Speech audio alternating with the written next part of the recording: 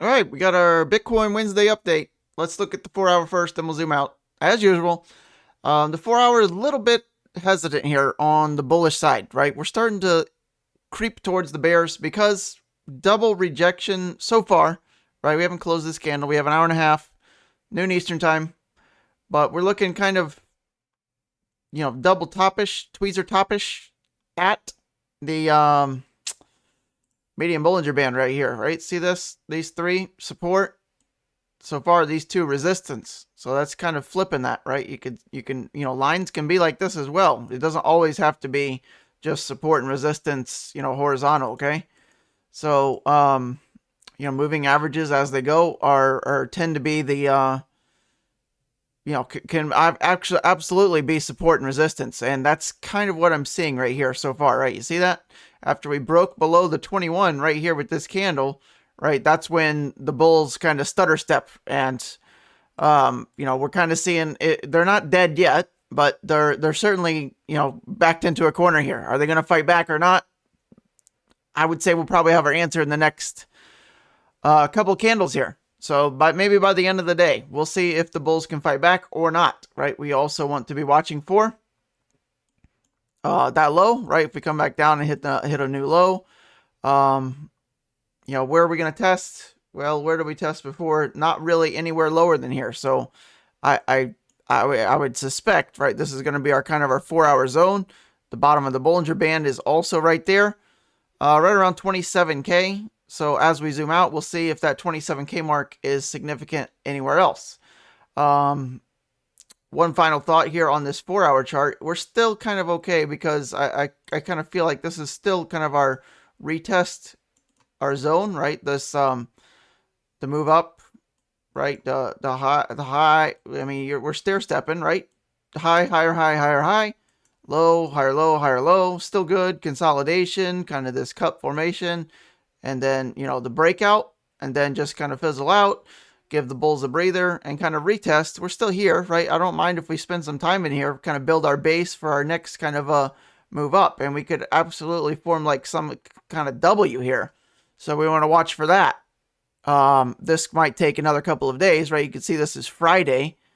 So maybe going into the weekend, maybe we're testing 28K again or something like that. Just outside thought.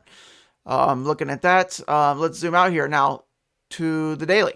The daily looks okay still, right? Look at the double taps off the EMA 8. Bull still in charge for sure here.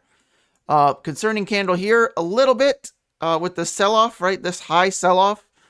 So we want to pay attention, right? It's kind of a battle in the 4 hour. The daily looks a little bit better, kind of the breakout level, right?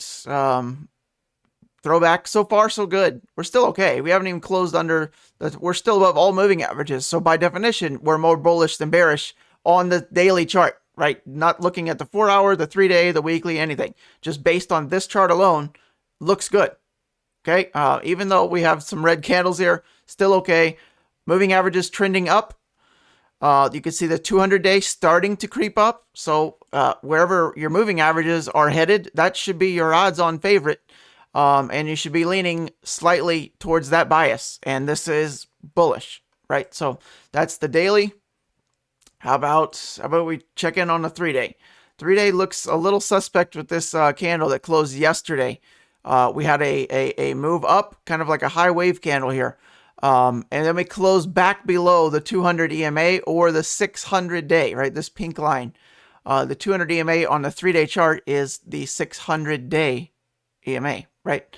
And now we're fighting that again with today even. So 27.5 significant on the 3 day chart. 27.5, we need to close above that. Ideally, this next candle close, 2 days, 10 hours, still got some time left. 27K, the 21 EMA on the 3 day chart, 27K. So wouldn't be shocked if we get a wick down there. 27K, the 4 hour, the daily, the 3 day, kind of all say 27K is kind of really the testing point for the bulls to show up or, fail. So we'll see how that plays out over the next couple of days, even hours, right? We'll see. We need to see a close above 27.5 again. Then we can, continue our pace to the upside. This upper Bollinger Band right around 29K, which is also heavy resistance on the daily chart.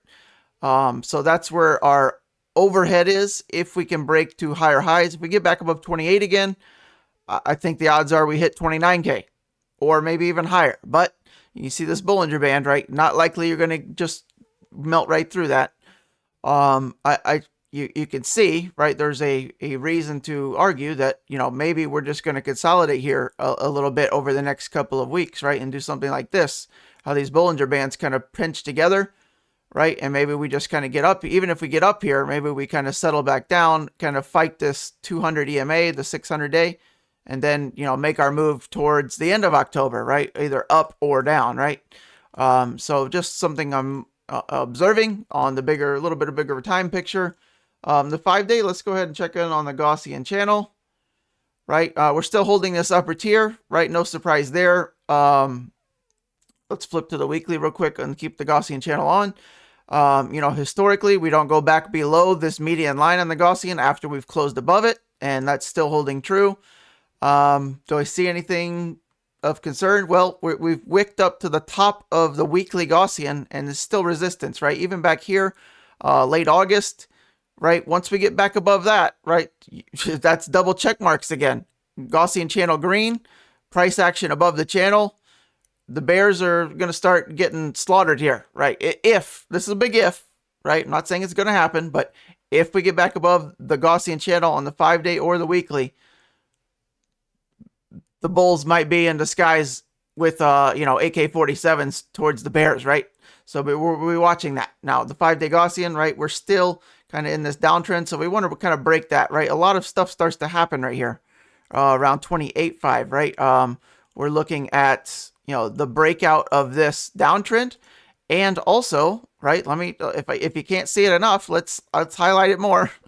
The top of the Gaussian channel, the breakout potential of this downtrend, right? So this is a lot of big stuff start to happen above, 25, 29K. If we can press above that, right, we can draw more lines on charts, right? You can see kind of this part here. So 28.5, let's just make it more. Let's clear that out first, and let's just make this a zone. So looking at, our resistance, why not put it right there, right? So it's like 28.5 to 29K. If we break through that, I think we're going to see, fresh local highs, 32K plus. This could take, weeks to months, right? Even the rest of the year to happen.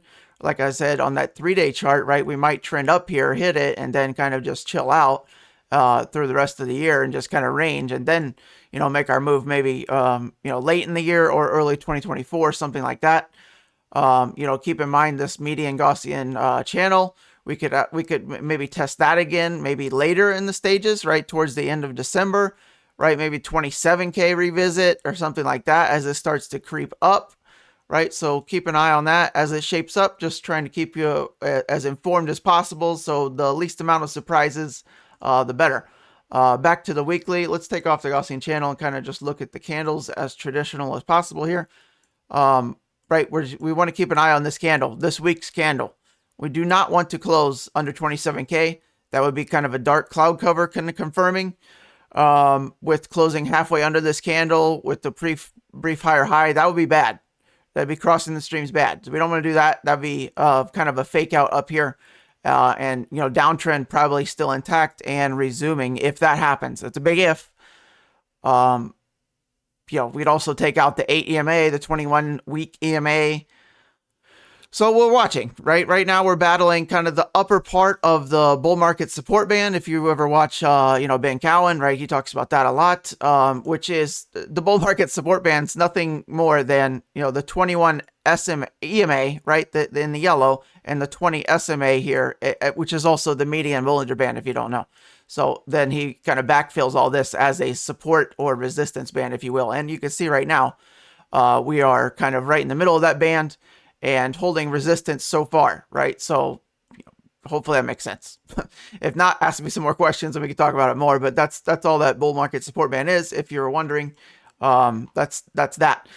So resistance to proven otherwise. But last week we broke through the 21-week EMA, so that was relatively surprising.